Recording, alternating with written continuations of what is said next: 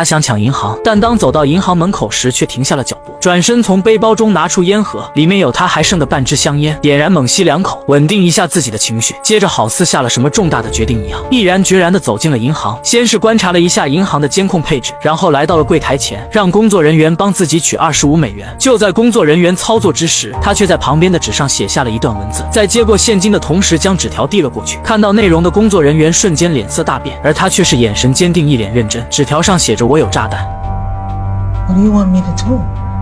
Trigger the alarm. The alarm, really? Yes, ma'am.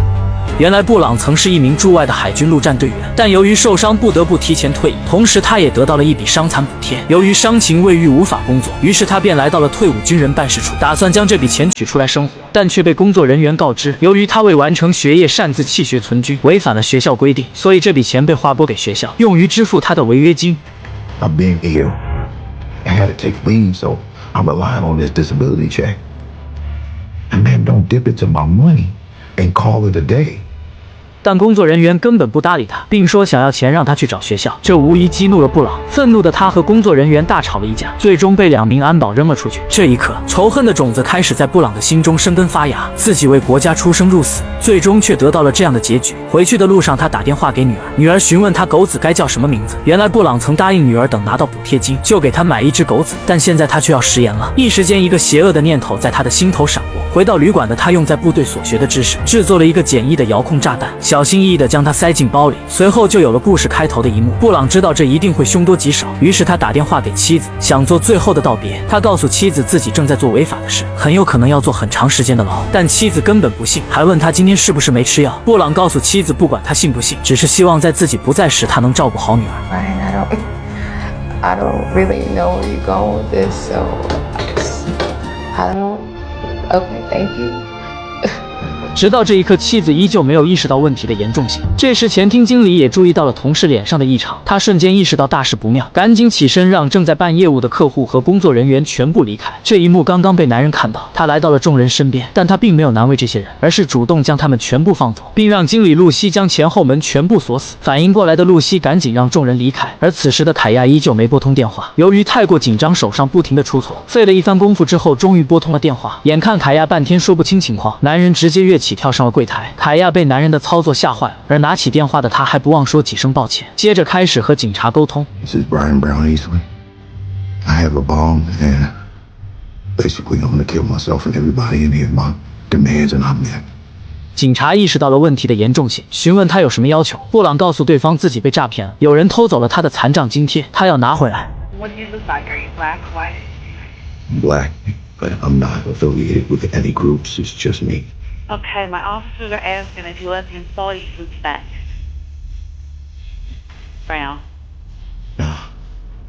布朗告诉警察，只要大家都保持冷静，就不会有人受伤。为了不让2人害怕，他说如果自己要引爆炸弹，一定会先将他们放出去。这无疑让2人安心了不少。随后在和警察的沟通中，布朗却警觉了起来，因为对方在问他穿的什么颜色的衣服，显然对方很有可能打算让狙击手干掉他。意识到这一点的布朗迅速扔掉电话，然后开始破坏室内的摄像头。对方可以用摄像头来锁定他的位置，所以这是他必须要做的。然后将周围的百叶窗全部合上，阻碍狙击手的视野。同时，大批的武装人员出现在银行外面。布朗见状，赶紧抱起电话躲了起来。I'm sorry. How much money do you need, sir? I can get it. I don't want to be explained. I just want the cash. 就在这时，外面突然传来了几声枪响，布朗下意识地将凯亚护在身下。露西见状，赶紧冲到门口，让几名打算破门而入的警察立马离开。随后，布朗爬起了身，嘴里还不停地说着抱歉。如果不是被逼到绝境，这样的人怎么可能做出违法的事？接着，布朗再次接通了警方的电话，他要求警方派来谈判人员，要么自己立刻引爆炸弹，将这里变成一片废墟。此时，整个国富银行已经被警方团团围住，周围更是埋伏了数名狙击手，打算寻找时机射杀布朗。情况一时间变得糟糕而压抑。就在这时，露西却说话了。她表示自己的前夫也曾遇到过和她同样的事，并且据她所知，这样的事情并不是个例。因为在亚特兰大市区有很多流浪的退伍军人，她和儿子曾去给这些人送过物资，他们拿不到退伍费，国家也不管他们，所以他们就只能沦落街头。他们曾为国家而战，最后却被社会抛弃，她不能理解。随后又开始安慰布朗。I see you love your family. Maybe if you Let us out. We'll tell them how good They're we not gonna kill are. me. They're not gonna kill me.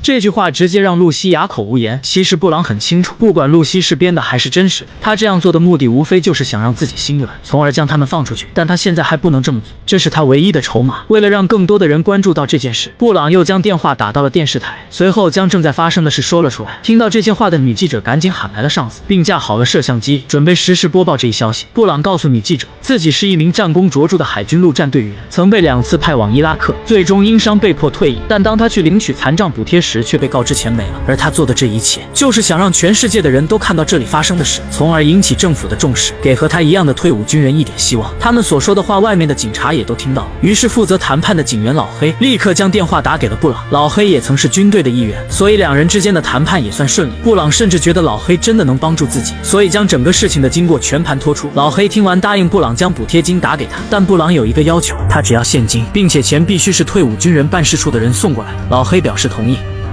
How much money does the VA owe you? $892.34. 这个金额让老黑有些震惊，还专门重复确认了一遍，连老兵的800多块钱都要私吞，这得是一个什么样的国家？随后老黑问他还有没有其他要帮忙的事。And I need you to help me find the words to tell my ex-wife and my daughter that I'm gonna die. 此时的妻子和女儿通过电视直播看到了关于布朗的消息，这一刻他们终于相信了布朗所说的一切。同时看到这一幕的还有退伍军人办事处的那个工作人员。老黑问他有没有什么需要。Maybe some smoke. Okay, I can do that. 老黑表示买好烟后他会亲自送过来。挂掉电话的老黑即刻来到超市帮布朗买烟。此时的布朗也做出了妥协，他让凯亚去帮自己拿烟，随后就可以离开了。但意外的是，凯亚选择了拒绝，他不想将露西独自留在这里，这让露西有些无语。无奈的布朗只能让两人继续留下来，随后便独自一人来到了卫生间，将电话打给了女儿。布朗知道自己回不去了，所以他想在离开前再听一听女儿的声音。而露西也抓住布朗离开的机会，打算和凯亚一起逃出去。Come see, Bonnie.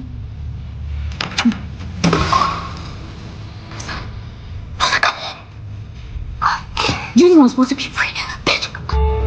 Now. 凯亚居然失身了，这让露西更加无奈。同时打完电话的布朗再次返回到了大厅。与此同时，外面的狙击手也注意到了露头的布朗。买好香烟的老黑也打算将香烟送过去，但突然传来了一声枪响。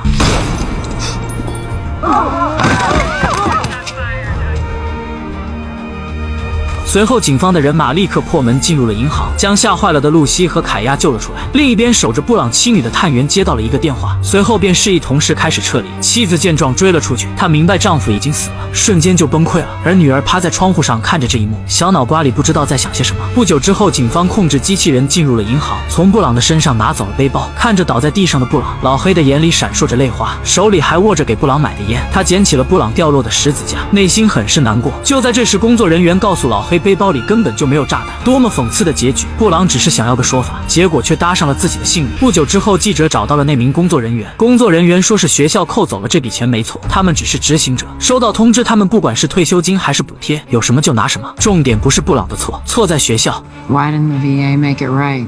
工作人员却没有说话，而更讽刺的是，直到最后，布朗的妻儿也没有收到那笔补贴金。这是一个真实的故事，发生在2017年的美国。这个故事告诉我们，老天让其灭亡，必先使其疯狂。这个民族只有一个结局，大家都能看到的结局。此句结。